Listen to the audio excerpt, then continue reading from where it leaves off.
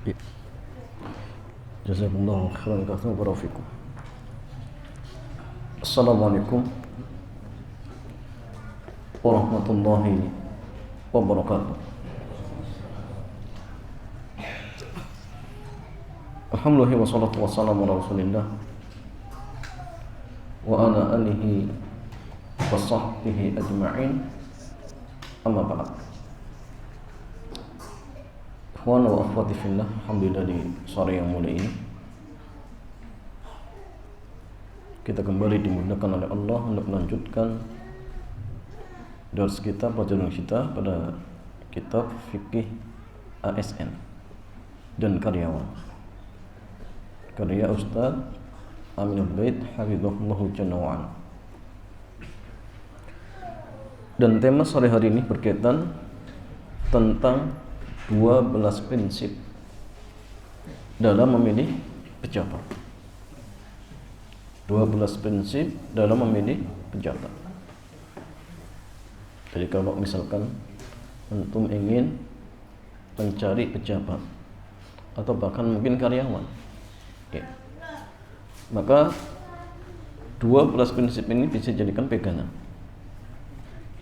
12 prinsip ini bisa dijadikan patokan. Silakan cari, ya, dalam artian terpenuhi syaratnya. Kalaupun misal tidak dalam artian semuanya ada, ya minimalnya yang mendekati. Dan ini patokannya nanti, ya, ini menjadi patokan. Boleh kita mengatakan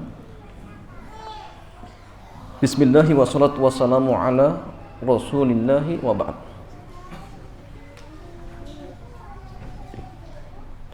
As-Siyasah Asy-Syar'iyyah merupakan karya Syekhul Islam Ibnu Taimiyah. Jadi Syekhul Islam dia punya kitab yang judulnya As-Siyasah Asy-Syar'iyyah.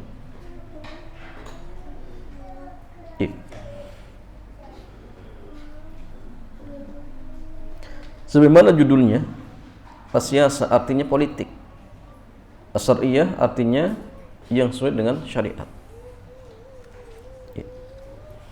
Jadi As-Siyasah Asy-Syar'iyyah artinya teori politik yang sesuai dengan syar'i. Tujuan besarnya adalah memberikan kemaslahatan bagi masyarakat. Jadi tujuan besarnya adalah untuk memberikan kemaslahatan bagi masyarakat. Ya. Dan kata penulis kita, ada banyak kaidah yang bisa kita gali dari buku ini, terutama terkait memilih seorang untuk mengampu tugas tertentu. Meskipun keterangan Syekhul Islam lebih banyak membahas masalah jabatan kenegaraan, tetapi teori ini juga bisa diterapkan untuk memilih posisi karyawan di sebuah perusahaan. Ya, jadi tadi sebenarnya yang disampaikan ini bisa menjadi patokan. Kalau antum misalkan membuka usaha baru, cari karyawan, ya, lihat patokan-patokannya, lihat, ya, prinsip-prinsipnya nanti akan disampaikan. Di bagian ini saya menyebutkan 12 prinsip yang perlu diperhatikan dalam memilih pemangku jabatan yang disimpulkan dari buku As-Siyasah Asy-Syar'iyyah. Siyasah Asy-Syar'iyyah. Yang pertama, jabatan itu amanah, wajib untuk dilaksanakan dengan penuh tanggung jawab. Jangan sampai ada pengkhianatan, ya, apapun bentuknya. Jangan sampai ada pengkhianatan apapun bentuknya. Ya, entah misalkan curi waktu, ya, datang terlambat, atau di sela-sela kerja dia bisnis untuk pribadinya. Nah, namanya pengkhianatan, ya. Atau misalkan masih kontraknya belum habis, tiba-tiba ngelamar di tempat yang lain misalkan. Nah, ini jelas, ya, pengkhianatan. Syekhul Islam mengatakan, waqad dallat sunnatu Rasulillah sallallahu alaihi wasallam ala anna al-wilayata amanatun yajibu ada'uha fi mawati' mithlu ma taqaddam. Wa mithlu qawlihi li Abi Dzar radhiyallahu taala anhu fil imarah. Innaha amanah wa innaha yaumal qiyamah rizyu wa nadamah.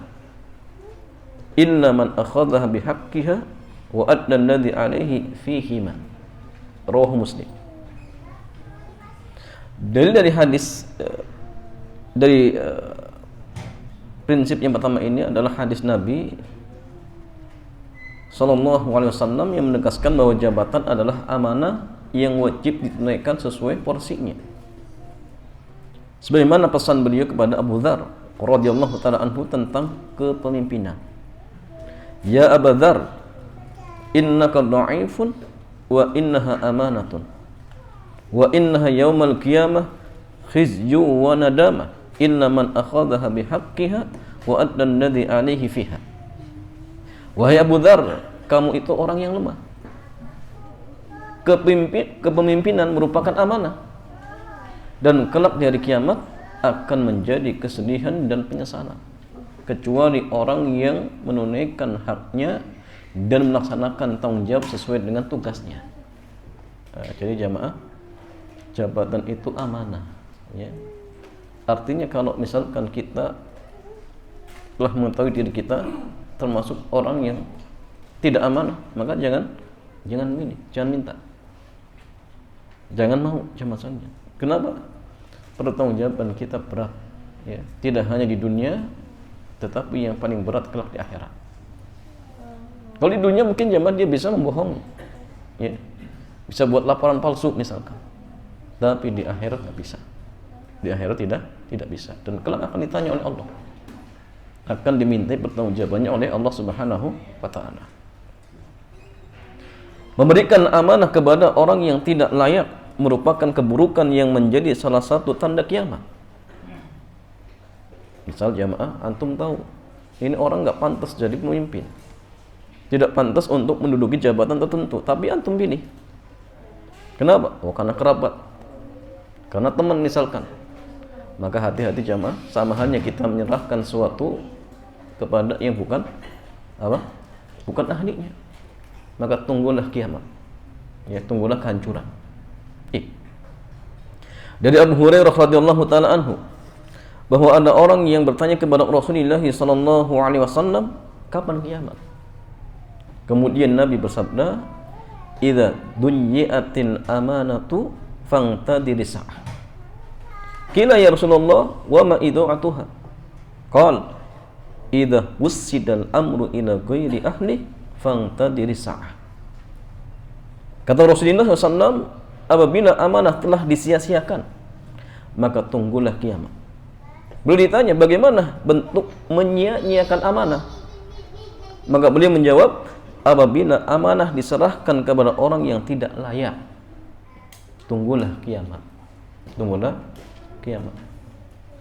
Maka cari, ya, orang-orang yang memang layak menduduki jabatan-jabatan tertentu, tidak sembarangan. Jangan gara-gara kerabat, jangan gara-gara teman, ya. Kalau misalkan dia tidak layak, ya jangan. Kalau antum serahkan jabatan kepada orang seperti ini, sama halnya menyerahkan sesuatu bukan pada ahlinya, dan tunggulah kiamat. Maksudnya tunggulah kehancuran. Jadi jamaah sekalian, prinsip yang pertama, ingat, jabatan itu amanah, maka wajib dilaksanakan dengan penuh tanggung jawab. Jangan sampai ada pengkhianatan apapun bentuknya. Kalau misalkan jamaah antum ditunjuk jadi ketua ini, ketua itu, kalau kiranya misalkan nanti akan malas-malasan dari awal, wah anak nggak sanggup, selesai. Daripada antum terima kemudian ternyata tidak tanggung jawab. Misalkan jamaah dibiarkan terbengkalai, ya, bahkan yang terjadi kondisinya lebih buruk daripada, ya, mungkin jabatan yang dipegang oleh pemimpin sebelumnya misalkan.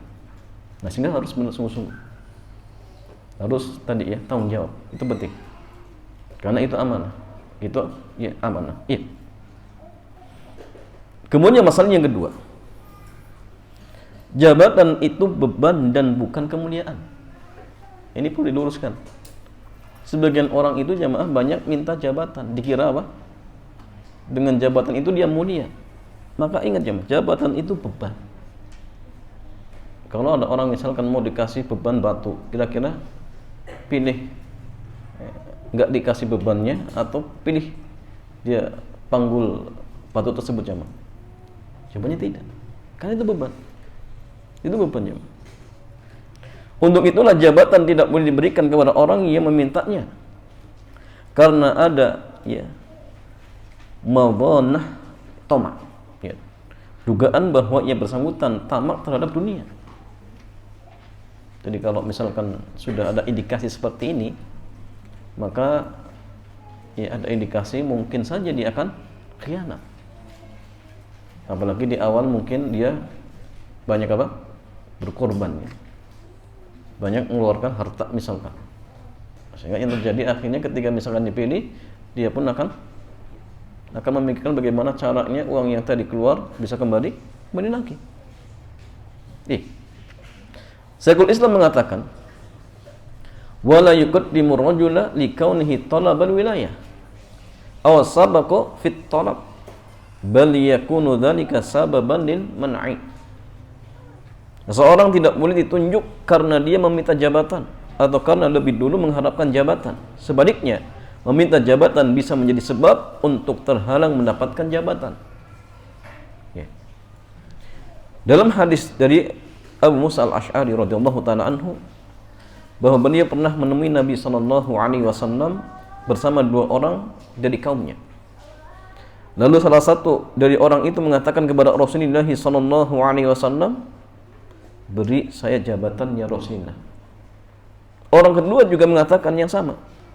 Lalu Nabi SAW dia bersabda, "Inna la nuwalli hadza man sa'alah wala man harasa alaihi."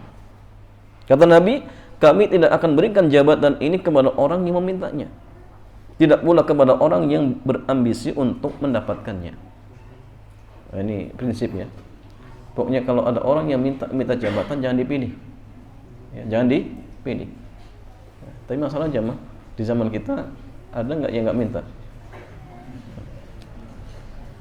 Sudah lagi pemilihan. Kira-kira dari 3 itu yang nggak minta siapa jamaah? Antum pilih. Itu kaidahnya. Pokoknya kalau tadi 3 calon tersebut ada yang nggak milih, antum pilih. Pertanyaan ada tidak? Nggak ada. Jadi nanti ya sudah, pilih yang paling sedikit mudaratnya. Kalau kiranya harus milih. Kalau pun tidak milih, masalah. Karena kita pun nggak diwajibkan tidak diwajibkan seperti itu. Jabatan merupakan ujian. Karena itulah jangan memberanikan diri untuk mencari ujian. Jadi normalnya dihindari Jadi normalnya dihindari dan bukan dicari.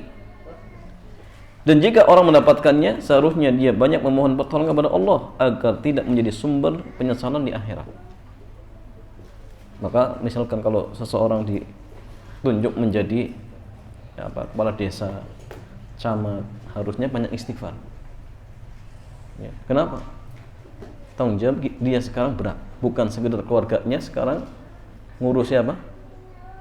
Banyak kepala keluarga, banyak nggak satu rumah, seluruh rakyatnya harus diatur. Kadang masalahnya dia ngurusin keluarganya sendiri, saya nggak bisa, ngurusin anaknya nggak bisa, kemudian istrinya nggak bisa, kok minta-minta jadi pemimpin yang skalanya lebih besar. Yang terjadi akhirnya terbengkalai. Sehingga kalau misalkan dia nggak minta, kemudian rakyat percaya misalkan, maka dia harus banyak istighfar. Karena pertanyaan dia kelak di akhirat sangat berat di hadapan Allah Subhanahu wa taala. Nah, sehingga misalkan ada calon-calon jamaah, punya calon-calon yang mengajukan diri, perlu kajian seperti ini jamaah, biar mereka takut. Sehingga kalau misalkan ternyata dipaksa oleh masyarakat untuk menjadi pemimpin, akan amanah. Dan orang seperti ini biasanya akan dibantu oleh Allah Subhanahu wa taala. Tetapi kalau misalkan dia minta-minta, bahkan sebelum menjadi atau sebelum dia menduduki jabatan tersebut sudah korban banyak, harta misalkan, yang terjadi akhirnya akan berkhianat. Dan ini banyak terjadi, ya, banyak terjadi seperti itu. Bahkan tidak jarang mereka menghalalkan segala macam cara. Waliyadzubillah, ya. Dari Abdurrahman bin Samurah radhiyallahu taala anhu, beliau mengatakan bahwa Nabi sallallahu alaihi wasallam pernah berpesan kepadanya, "Ya Abdurrahman, la tas'alul imarata fa innaka in u'titaha min ghairi mas'alatin u'inta 'alaiha wa in u'titaha an mas'alatin wukilta ilaiha." Wahai Abdurrahman, janganlah minta jabatan. Jika kamu diberi tanpa memintanya, maka kamu akan dibantu. Dan jika kamu diberi jabatan karena memintanya, maka semua akan diserahkan kepadamu. Tuh, ya, di antara apa? Sebab. Ya, kalau misalkan seorang minta jabatan, Allah berlepas diri. Tapi kalau dia nggak minta, tetapi ditunjuk oleh masyarakat, misalkan, maka Allah akan bantu. Maka Allah akan bantu. Dalam riwayat yang lain dari Anas bin Malik radhiyallahu taala anhu, dan ini marfu sampai ke Rasulullah SAW, "Man talabal qada wasta'ana alaihi wukila ilaih wa man lam yatlubhu wa lam yasta'in alaihi anzalallahu malakan yusaddiduh." Siapa yang minta jabatan hakim dan minta dukungan untuk mendapatkannya, maka semua akan diserahkan kepadanya. Dan siapa yang tidak meminta jabatan dan tidak minta dukungan untuk mendapatkannya, maka Allah akan turunkan malaikat untuk membimbingnya. Masya Allah, kalau ada pemimpin seperti ini luar biasa. Cuma ya, sulit ya untuk menjumpai pemimpin yang nggak minta-minta. Ya, sulit. Sehingga yang terjadi ya tadi tidak ditolong oleh Allah. Ya, ganti pejabat baru, pemimpin baru, kondisinya kadang-kadang lebih buruk daripada sebelumnya. Dan ini yang terjadi, ya. Ini yang kedua. Jadi ingat, jabatan itu beban, bukan kemuliaan. Yang ketiga, wajib memahami tujuan jabatan. Wajib memahami tujuan jabatan. Tujuan jabatan adalah mengarahkan masyarakat untuk mendapatkan kebaikan dunia dan akhirat dengan memberikan yang paling bermanfaat bagi mereka, menjauhkan yang membahayakan mereka, dan memberi hukuman bagi orang yang melanggar batas. Itu tujuannya, jemaah. Ketika misalkan ya, kita diberikan jabatan, jadikan jabatan ini untuk wasilah agar kita semakin dekat kepada Allah, membantu orang yang lemah, bukan justru menindas. Yang terjadi itu, jamaah, sebagian orang mentang-mentang dia punya jabatan, akhirnya apa? Digunakan untuk nindas. Oh, kamu nanti kalau tidak nurut sama saya, awas ya, kalau ngurus-ngurus akan saya persulit. Nah, ini jamaah sekalian nggak boleh. Harusnya kalau misalkan dia ditunjuk sebagai pejabat, ya, mudahkan. Jangan persulit rakyat. Ya. Bantu rakyat, bukan apa? Mempersulit. Lihat bagaimana ya, pemimpin di zaman Rasulullah, bagaimana di zaman para sahabat, yang dimana mereka dipuji oleh Nabi, khairun nasi qarni, sebaik-baik generasi itu di zamanku, tsumman ladzina yalunahum, tsumman ladzina yalunahum, kemudian setelahnya sahabat, tabi'in, tabi'ut tabi'in. Dan bagaimana rahasia mereka, jemaah? Mereka berpegang teguh dengan Quran dan Sunnah sesuai dengan pemahaman para sahabat. Nah, sehingga jamaah sekalian, tidak mungkin umat di zaman kita ya, kembali menjadi baik seperti generasi yang pertama, kecuali dengan sesuatu yang telah menjadikan mereka baik. Sebagaimana perkataan Imam Malik, "Lan yasluha hadhil ummah illa bima salaha awwaluha." Jadi umat ini, jamaah, tidak mungkin menjadi baik kecuali dengan sesuatu yang menjadikan generasi pertama baik. Ya, mau sistem seperti apa? Kalau ternyata, jamaah, sistem ini tidak sesuai dengan syariat, bahkan bertentangan dengan syariat, nggak mungkin ditolong oleh Allah. Tidak mungkin ditolong oleh Allah. Makanya masalahnya ketika Rasulullah ya, menggambarkan tentang kondisi hinanya kaum muslimin, maka beliau mengatakan apa? La yanzi'uhu. Jadi Allah tidak akan cabut kehinaan tersebut hatta tarji'u ila dinikum, sampai kalian kembali kepada agama kalian. Itu rahasianya, jemaah. Kembali kepada agama kita, pelajari Quran Sunnah. Ya. Kenapa? Karena dunia itu yang punya Allah. Dan Allah telah menjelaskan kalau ingin sukses dunia dan akhirat, ikuti Quran. Nah, jadi kalau misalkan malah justru ikut petunjuk yang lain, nggak mungkin. Karena yang menciptakan dunia Allah, yang paling tahu dengan kemaslahatannya Allah Subhanahu wa taala. Nah, ini penting ya. Penting untuk dicatat. Jadi masalah ingat, jabatan itu sekali lagi mengarahkan masyarakat untuk mendapat kebaikan dunia dan akhirat. Bukan menindas ya, bukan menindas. Syekhul Islam mengatakan, wa ahammu ma fi hadzal bab ma'rifatul aslah. Wa dzalika inna ma yatimu bi ma'rifati maqsudil wilayah wa ma'rifati tariqil maqsud, fa idza arafta al maqasid wal wasaila tammal amra. Ya, tammal amr. Ya. Yang terpenting dalam masalah ini adalah memahami yang paling maslahat. Dan itu bisa dilakukan jika memahami tujuan mendasar adanya jabatan dan memahami cara mewujudkannya. Jika orang telah memahami maksud dan sarananya, maka urusan akan sempurna. Ya, tamman amru. Nah, sehingga ini penting. Ya. Orang yang ingin misalkan memangku jabatan tertentu harus tahu maksud dan tujuan jabatan itu apa. Jangan yang penting mau tapi nggak tahu. Ya. Nah, ini masalah. Maka ingat, yang paling terpenting dari jabatan itu memberikan kebaikan kepada masyarakat, bukan menindas, mempersulit, bukan. Itu penting. Beliau juga mengatakan, fal maqsudul wajib bil wilayat islahu dinil khalqil ladzi mata fatahum khasiru khusranan mubina walam yanfa'hum ma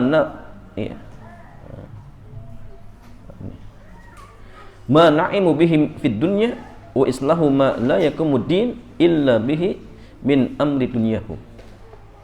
Tujuan wajib adanya jabatan adalah memperbaiki agama makhluk, yang mana jika bagian ini rusak maka mereka akan rugi besar, dan kenikmatan mereka di dunia sama sekali tidak berarti, dan memperbaiki semua sebab yang bisa memperbaiki aturan agama masyarakat dalam urusan dunia mereka.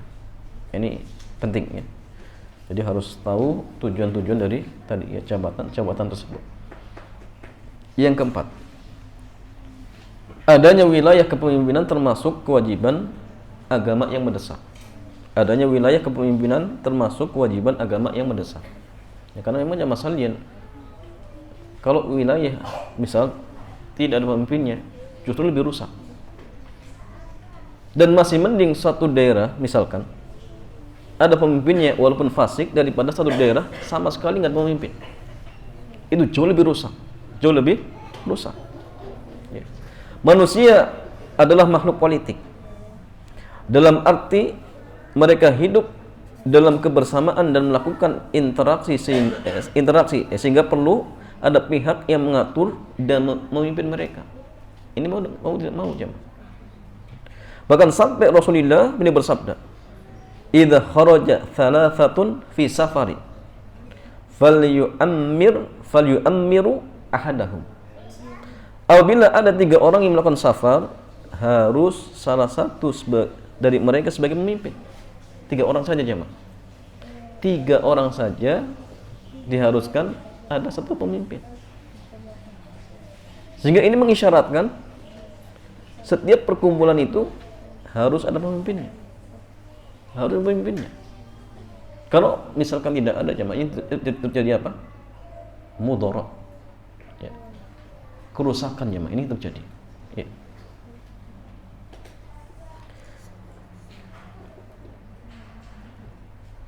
Syekhul Islam mengatakan, yajibu an yu'raf anna wilayata amrin nas min a'zami wajibatid din. Bal qiyama lid-dini wal lidunya illa biha. Fa inna bani adama la tatimu maslahatuhum illa bil ijtima' li hajati ba'dihim ila ba'd wala budda lahum 'inda al-ijtima' min ra'sin ya. Wajib untuk dipahami bahwa mengatur urusan masyarakat termasuk kewajiban besar dalam agama. Bahkan urusan agama dan dunia tidak bisa tegak kecuali dengannya. Karena manusia tidak bisa mewujudkan kebutuhannya kecuali dengan berkumpul. Karena satu sama lain saling membutuhkan. Dan setiap perkumpulan harus ada pemimpin. Nah, jadi artinya kepemimpinan itu sesuatu yang mendesak. Ya. Maka mau tidak mau harus ada pemimpin. Sehingga mau tidak mau kita harus pilih mereka. Nah, sehingga caranya bagaimana? Ya lihat tadi. Kalau misalkan jamaah semuanya tidak ada pada orang tersebut, ya sudah. Kira-kira mana yang lebih dibutuhkan? Mana yang lebih sedikit mudaratnya, misalkan seperti itu. Itu patokan kita. Ya, patokan kita. Lalu beliau melanjutkan fa'aujaba sallallahu alaihi wasallam ta'mirul wahid fil ijtima' qalil al-arid fi safar tanbihan bidzalika ala sa'iri anwa'il ijtima'. Ya, ala sa'iri anwa'il ijtima'. Nabi SAW mewajibkan untuk menunjuk salah satu sebagai pemimpin dalam kelompok kecil yang hendak melakukan safar. Maka hal ini sebagai peringatan untuk dilakukan yang sama dalam semua bentuk perkumpulan. Artinya jemaah, setiap perkumpulan itu harus ada pemimpin. Yang skalanya kecil saja Nabi memerintahkan tunjuk satunya sebagai pemimpin. Apalagi jumlahnya lebih dari 3. Maka tunjuk. Karena kalau misalkan tanpa pemimpin yang jadi apa tadi? Kerusakan. Dan perkumpulan itu tidak akan berjalan dengan baik. Itu dijamin jamaah. Ya, jadi kontok-kontokan ya. Ya, satu dengan yang lain saling menyalahkan. Kalau ada pemimpin yang mengambil apa? Sikap. Itu di antara fungsi pemimpin. Yang kelima, pemangku jabatan. Jadi pemangku jabatan itu wakil plus. Ya, wakil plus. Pejabat bukan hanya semata wakil ya. Pejabat bukan hanya semata wakil. Karena wakil bisa diganti kapanpun. Baik ada sebab maupun tanpa sebab. Pejabat itu memiliki kekuasaan al-wilayah, sehingga dia berhak untuk ditaati. Pejabat adalah wakil rakyat plus punya wewenang sesuai cakupan kekuasaannya. Di posisi ini, kekuasaan memiliki 2 sudut pandang. Yang pertama, posisi pemangku kekuasaan merupakan pemimpin sehingga dia berhak untuk ditaati. Yang kedua, posisi pemangku kekuasaan sebagai pengemban tugas dari masyarakat sehingga ibarat seperti wakil. Syekhul Islam mengatakan, fa innal khalqa ibadullah wal wilayatu nawabullahi ala ibadihi wa hum wuqala'ul ibadi ala nufusihim bimanzilati ahadi syarikain ma'al akhari fa fihim ma'nal wilayati wal wakalah. Makhluk adalah hamba Allah, sementara para pemimpin adalah petugas atau perintah Allah ya. Petugas atau perintah Allah atau ya apa namanya? Nuwabullah ya. Nuwabullah itu pengganti ya. Untuk mengurusi para hambanya. Selain itu, mereka adalah wakil dari para hamba untuk diri mereka. Sebagaimana hubungan antara anggota musyarakah, orangnya berserikat ya, kerjasama. Sehingga jabatan memiliki 2 unsur, al-wilayah kekuasaan dan al-wakalah tugas perwakilan. Ya, sehingga artinya jamaah sekalian, seorang yang memangku jabatan ya, dia sekali lagi posisinya pertama dia sebagai pemimpin sehingga wajib taati.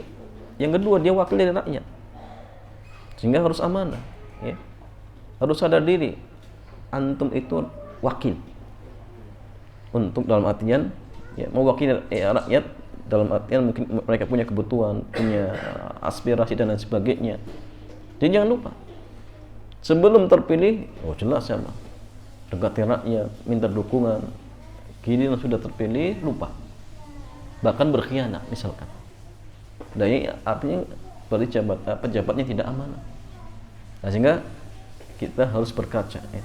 Kalau ingin memilih pejabat, ingat harus benar-benar teliti, tidak sembarangan. Apalagi jamaah cakupan wilayahnya tidak sedikit, apalagi satu negara, apalagi satu daerah misalkan, maka harus berhati-hati, tidak sembarangan.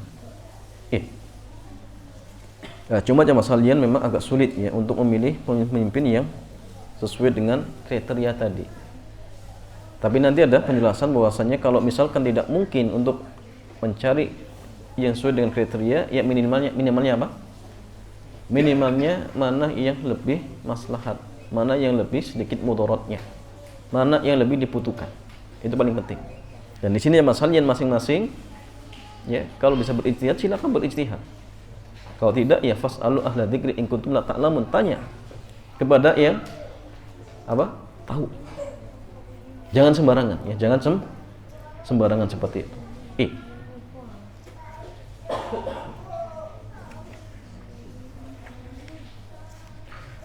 Wallahu ta'ala a'lam bishawab. 12 panjang sekali jamaah. Jadi, kita cukupkan 5 dulu. Ala kulli hal ini sebagai pembuka bahwasannya memilih pejabat itu tidak sembarangan. Tetapi ada kriteria-kriterianya. Ya, ada prinsip-prinsip yang perlu untuk kita ya, pegang ya. Tidak sembarangan seperti itu. Wallahu ta'ala a'lam bishawab. Demikian jamaah, mudah-mudahan bermanfaat. Selanjutnya seperti biasa kita buka tanya jawab. Dipersilakan. Dari alhamdulillah sudah sampai pada sesi tanya jawab. Dari Iman dan yang mau bertanya, silakan.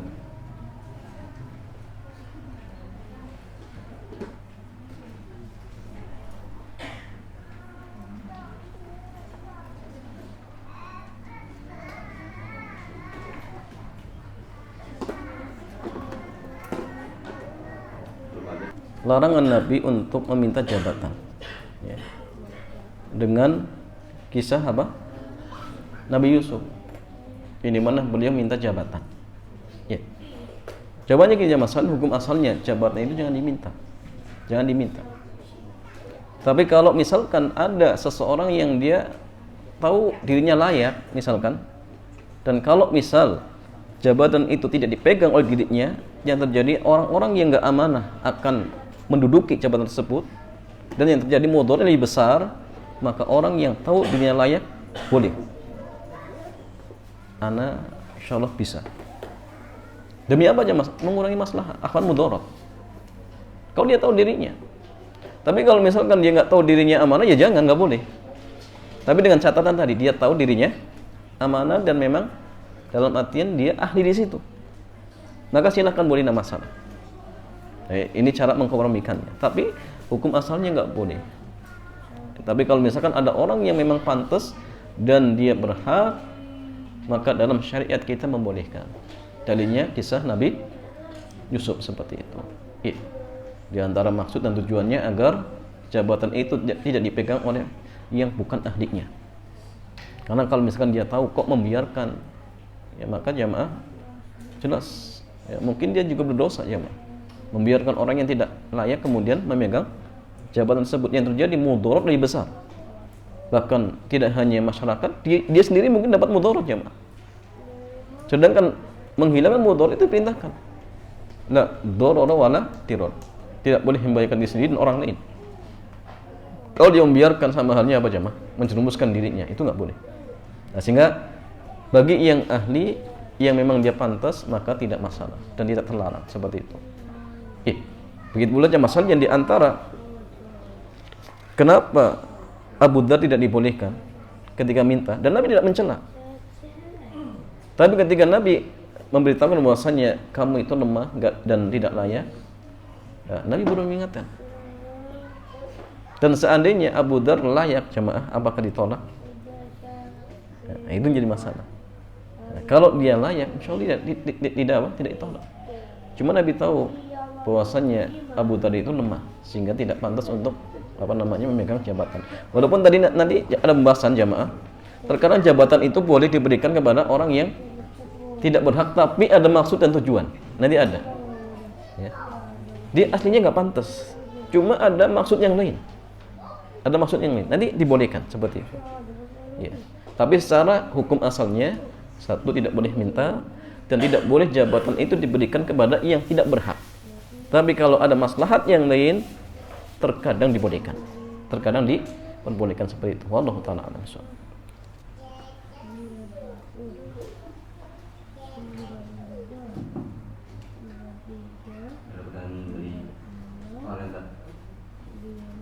Ustaz dia bertanya bagaimana sikap kita terhadap pimpinan yang kebetulan non muslim.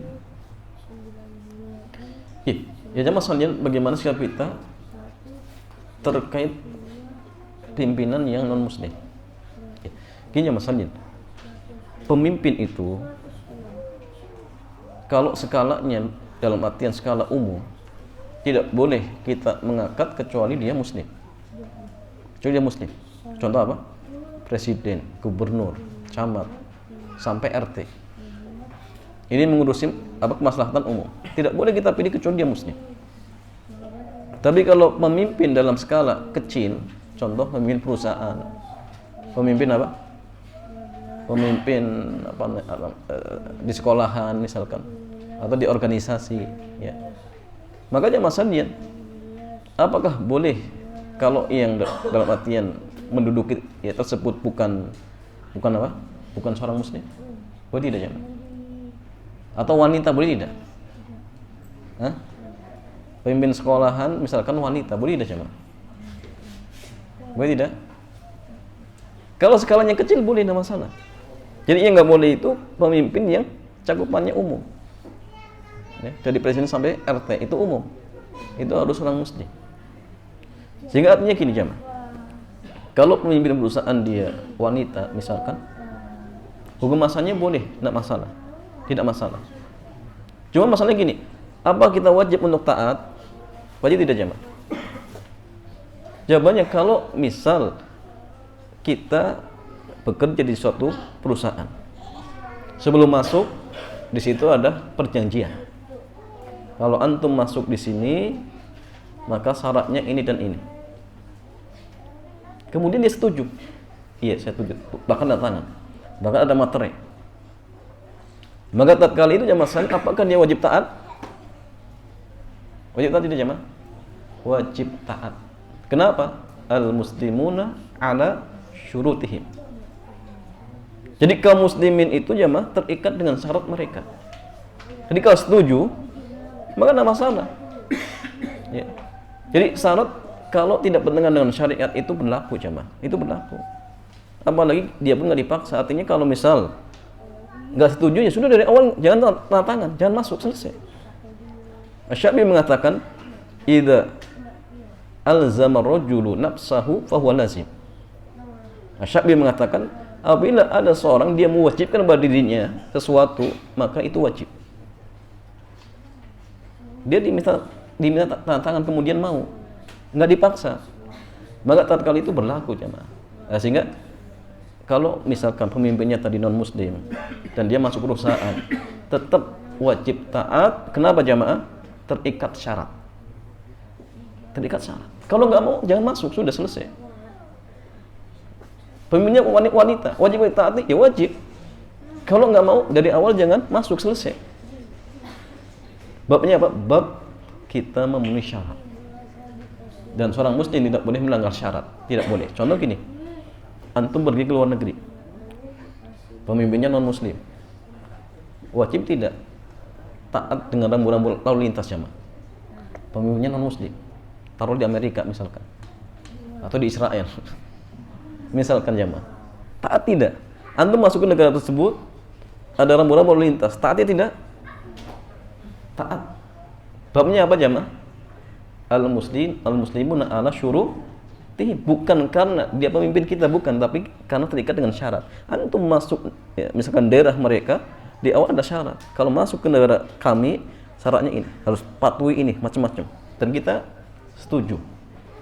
Maka tatkala itu, jamaah, kita wajib memenuhi syarat. Kalau syaratnya tidak bertentangan dengan syariat, kecuali kalau syaratnya kamu harus minum khamr, ya nggak boleh. Tapi kalau hal-hal yang tidak bertentangan dengan syariat, tetap kita wajib taat seperti itu. Wallahu ta'ala a'lam bishawab.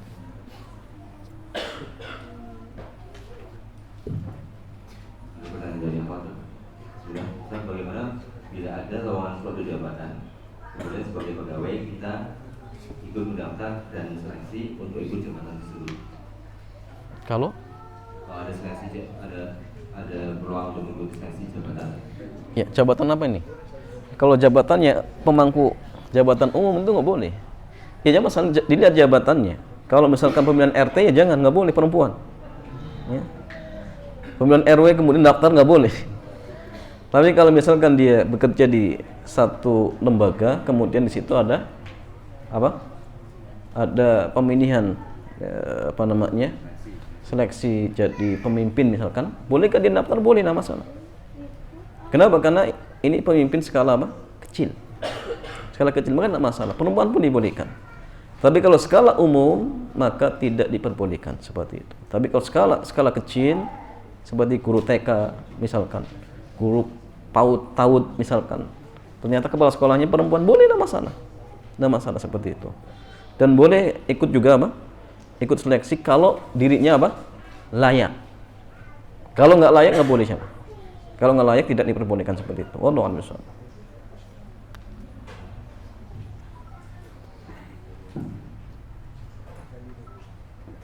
Dan ini yang ada sekian.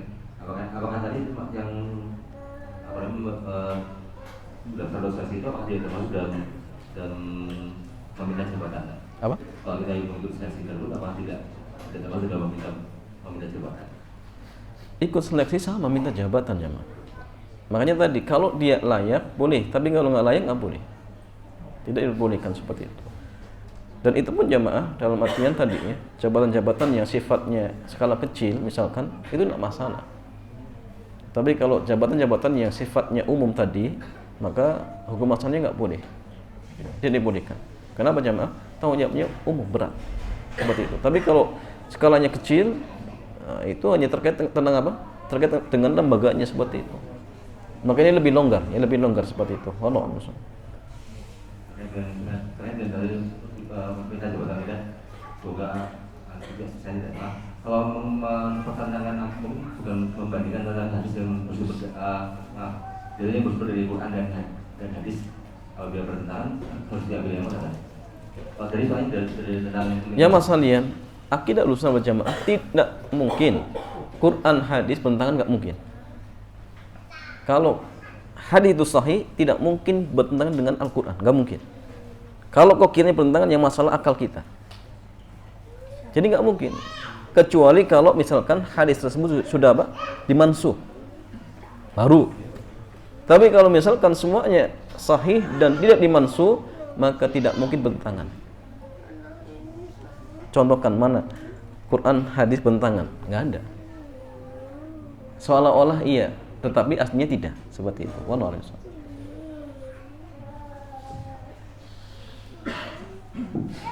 Iman berarti ada yang mau bertanya.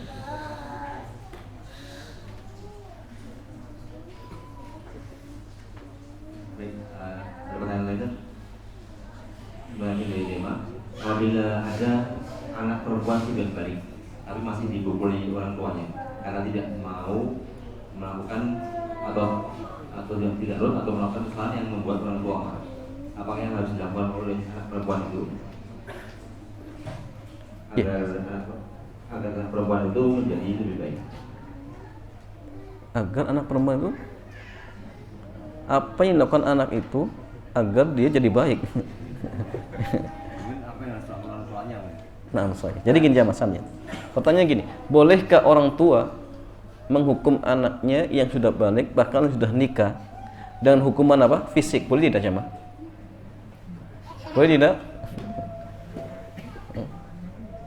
Saya sebutkan ada riwayat jamaah sekalian.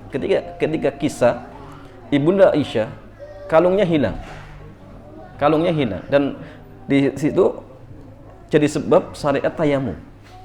Ya. Akhirnya para sahabat sibuk ya, cari kalungnya Ibunda Aisyah, sedangkan mereka berada di satu tempat apa? Yang di situ nggak ada air. Sehingga akhirnya turun perintah tentang tayamum. Ketika itu jamaah sekalian para sahabat lapor ke Abu Bakar. Ini putrimu ini menyebabkan kami terlambat. Rasulullah terhalangi. Akhirnya Abu Bakar datangi putrinya Ibunda Aisyah dicaci maki, dimarah-marahin, sampai ditusuk-tusuk pakai jari. Dan para ulama menjadikan hadis tersebut sebagai hujah, boleh seorang ayah menghukum putrinya yang sudah nikah dengan apa? Hukuman fisik. Abu Bakar apa? Menghukum Ibunda Aisyah dengan apa? Fisik, ditusuk. Ya, ditusuk oleh Abu Bakar. Berarti kalau misalkan antum sudah nikah, kemudian orang tua antum masih marah-marah, itu jangan marah-marah. Ya. Itu boleh, kalau ada masalah boleh, tidak masalah. Tidak masalah. Jangankan gini jam, orang tua, misal ada orang lain melihat orang yang sudah nikah melakukan kemungkaran, boleh tidak dia ingkar mungkar? Boleh tidak jamaah? Boleh. Karena bab ingkar mungkar itu bab dakwah itu umum. Siapa yang mampu maka silakan berdakwah. Balighu anni walau ayat. Sampaikan dariku walaupun satu ayat. Kalau dia mampu. Anaknya misalkan nggak sholat, ingatkan. Walaupun sudah nikah, ingatkan. Jangan biarkan. Yang nggak boleh itu ikut campur rumah tangga anak, itu nggak boleh. Sudah berumah tangga masuk, itu nggak boleh jam. Tapi kalau babnya dakwah, bab ingkar mungkar tetap. Siapapun boleh. Apalagi orang tuanya ya, tetap boleh seperti itu. Jadi kisah Abu Bakar pun sama, karena dalam artian ingin mengingkari seperti itu. Maka tidak masalah, kalau dibutuhkan tidak masalah seperti itu. Ya, cuma ya tadi ya, terkait menghukum fisik itu, ingat jamaah, jangan sampai melukai. Babnya hanya untuk mendidik. Ya, babnya hanya untuk mendidik. Sehingga tadi seperti yang ditanyakan apa? Sudah balik tapi masih dipukuli. Maka orang tua pun jamaah tidak boleh sembarangan mukul anak, nggak boleh. Orang tua boleh mukul anak kalau tujuannya mendidik. Dan pendidikan itu jamaah bukan sampai menyakiti fisik. Apa tujuannya? Agar dia sadar. Bagaimana caranya? Diancam saja jamaah, kalau misalkan dia takut akan berhenti. Anak kecil itu jamaah hanya pakai mungkin apa? Rumput. Nih, saya pukul pakai rumput. Itu sudah takut jamaah. Jadi bukan pakai balok. Nah, ini keliru.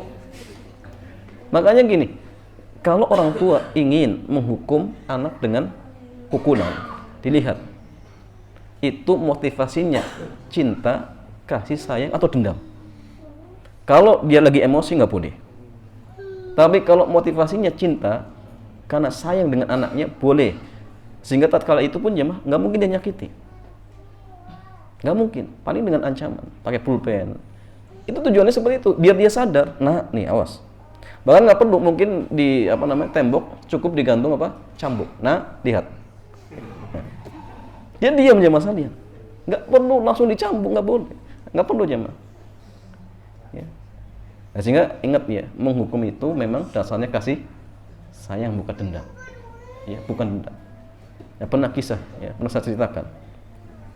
Ada orang tua cuma karena emosi, makanya orang tua itu harus sabar. Dia baru beli mobil, ya. Pulang rumah, mobilnya dicoret-coretin anaknya. Ya.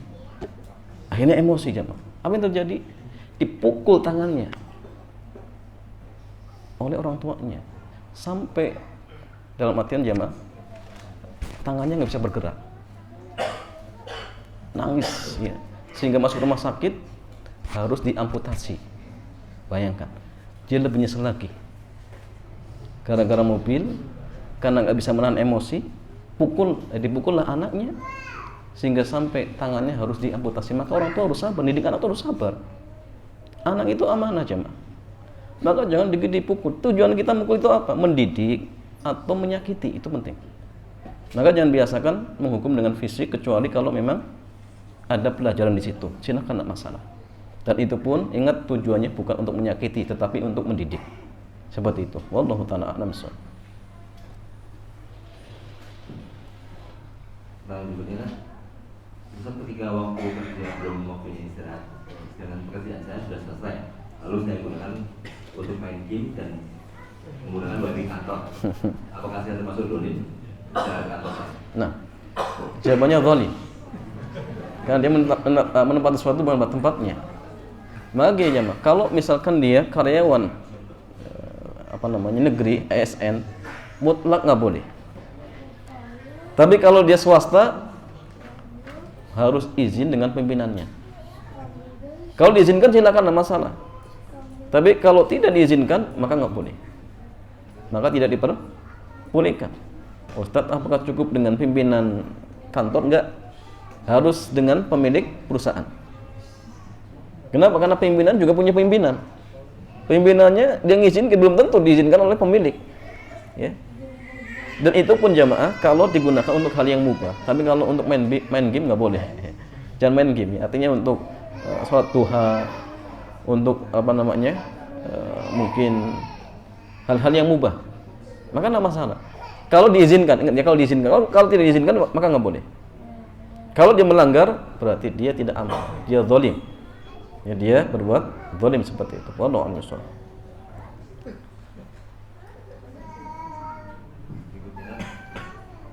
Apa yang harus saya lakukan ketika berdagang rugi sepi dan mangkal kerja belum dapat? Apa yang harus dilakukan kalau? Apa yang harus saya lakukan ketika berdagang rugi atau sepi dan mangkal kerja belum dapat? Apa yang harus dilakukan kalau pas berdagang rugi dan cari kerjaan nggak dapat? Jawabannya sabar. Sabar ya masalahnya. Ya. Innallaha ma'as-sabirin. Jadi Allah itu bersama dengan orang-orang yang sabar. Apa maksudnya? Allah akan menjaga, menolong, melindungi. Dan itu harus yakin. Tapi sabar itu dengan menahan 3 hal ya. Tahan hati, tahan lisan, tahan anggota badan. Jadi melakukan hal yang diharamkan. Nah, kalau benar-benar dia mewujudkan 3 hal ini, maka dia termasuk orang yang sabar dan dia pun berhak mendapatkan pertolongan. Cuma kadang-kadang kita tidak sampai sabar. Itu jadi masalah. Ya. Kemudian yang kedua, sebagaimana yang Nabi ingatkan, ketika misalkan kita merasa kok agak seret rizkinya, maka beliau bersabda, fala tatlubuhu bimaksiatin, fa inna fadlallahi la tunalu bimaksiatin. Maka ingat, jangan cari dengan berbuat maksiat. Kenapa? Karena karunia Allah tidaklah mungkin didapatkan dengan cara berbuat maksiat. Karena kadang banyak orang jamaah ngamal kerja sudah nggak dapat. Ya misalkan, akhirnya nggak sabar. Bagaimana? Dia sudah nyogok saja, berbuat curang, atau bahkan mungkin naudzubillah sampai dia mencari dengan cara yang haram. Jangan. Tetap cari yang halal. Ya, kemudian ya kita harus yakin bahwasanya jatah rezeki kita sudah Allah catat. Tidak mungkin dikurangi. Tidak mungkin dikurangi. Kalau memang jamaah jatah kita sekian, pasti akan diberikan oleh Allah. Nabi mengatakan, inna ahadakum lan yakhruja minad dunya hatta yastakmila rizqahu. Sungguh salah seorang di antara kalian sekali-kali tidaklah akan keluar dari dunia alias mati kecuali ketika Allah sudah memberikan semua rezekinya. Ya, jadi kalau masih ada jatah 1 perak, kematian kita kan ditunda jemaah. Ya, orang gila tidak kerja tapi masih hidup. Kenapa? Jatah rezekinya masih ada. Padahal nggak kerja jemaah. Ya, kenapa masih hidup? Rezekinya masih ada. Makanya di antara prinsip ketika mencari rezeki itu yang Nabi sampaikan dalam sebuah hadis dari Umar bin Khattab, di mana Nabi bersabda, "Lau annakum tawakkaluna haqqa tawakkuli." Seandainya kalian benar-benar bertawakal kepada Allah dengan tawakal yang sebenar-benarnya, ingat ya, tawakal yang benar itu dengan melakukan 3 hal. Mencari sebab, menyerahkan urusan kepada Allah, kemudian ketika sesuatu yang dicari didapatkan, dia melihat itu adalah karunia dari Allah, bukan dia menyerahkan kepada kepintarannya, bukan. Kalau dia benar-benar bertawakal, kata Rasulullah, la razaqakum kama turzaqut tayru taqdu khimasan wa taruhu bitana. Maka kalian akan diberikan rezeki sebagaimana burung diberikan rezeki. Itu modelnya tawakal. Terbang di pagi hari dengan perut yang kosong, pulang di sore hari dengan perut yang kenyang. Modalnya tawakal. Ya, apalagi kita manusia punya otak, bisa berbisnis. Ya, maka harus sabar, tawakal, sabar, kemudian cari sesuatu yang halal. Jangan sampai cari dengan cara yang haram seperti itu. Ya. Wallahu ta'ala a'lam bishawab. Tentunya kan kita mohon pencerahannya sebetulnya apa yang terjadi di Palestina dan dari kacamata syariah. Ya, dan masalahnya apa yang terjadi di Palestina? Mungkin pertanyaannya, apakah ini azab atau ujian gitu ya? Ya, dan masalahnya kira-kira ini ujian atau azab sih? Hah? Ujian? Kita nggak tahu ya. Ya. Cuma gini, kita kasih gambaran. Azab itu akan Allah timpakan ketika seorang hamba berbuat maksiat.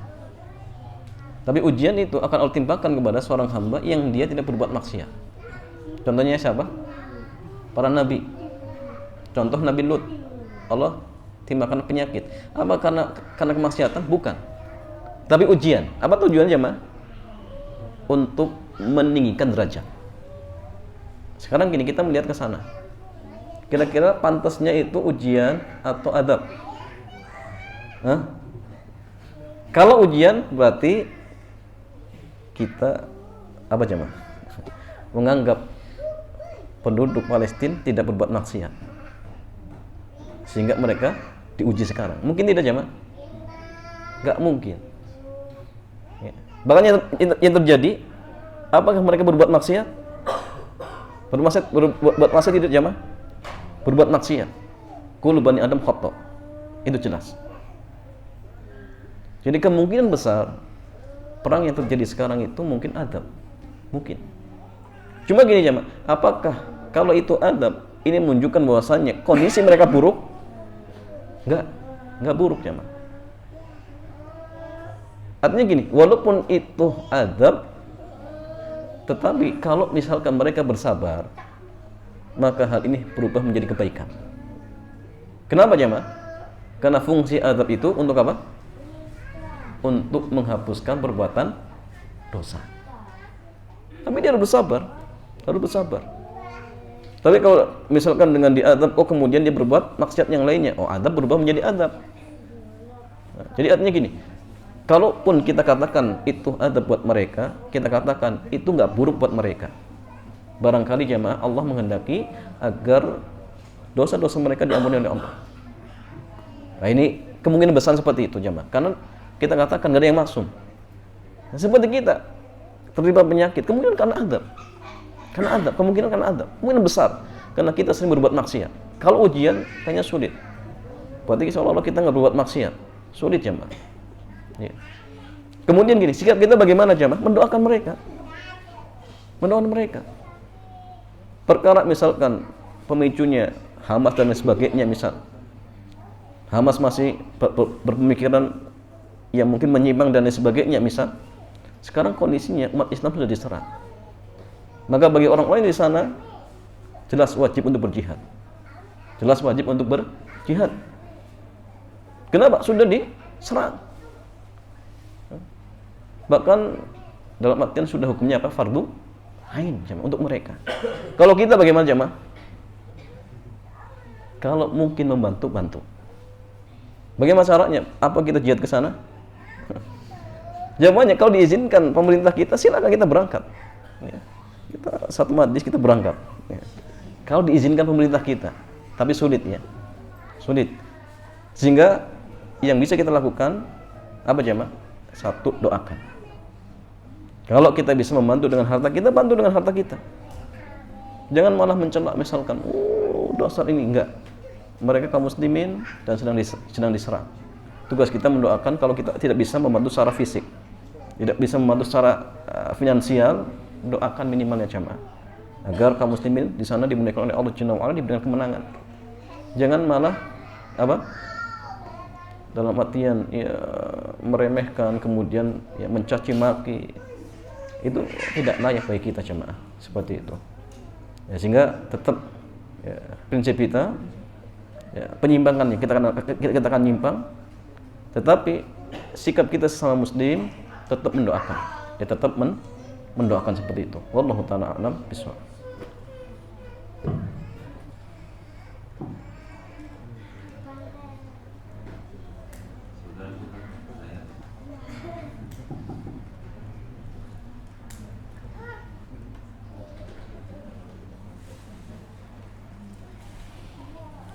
Demikian ya Mas Salian, mudah-mudahan kajian di kesempatan sore hari ini bermanfaat. Kita tutup. Subhanakallahumma bihamdik, asyhadu an la ilaha illa anta, astaghfiruka wa atubu ilaik. Assalamualaikum warahmatullahi wabarakatuh.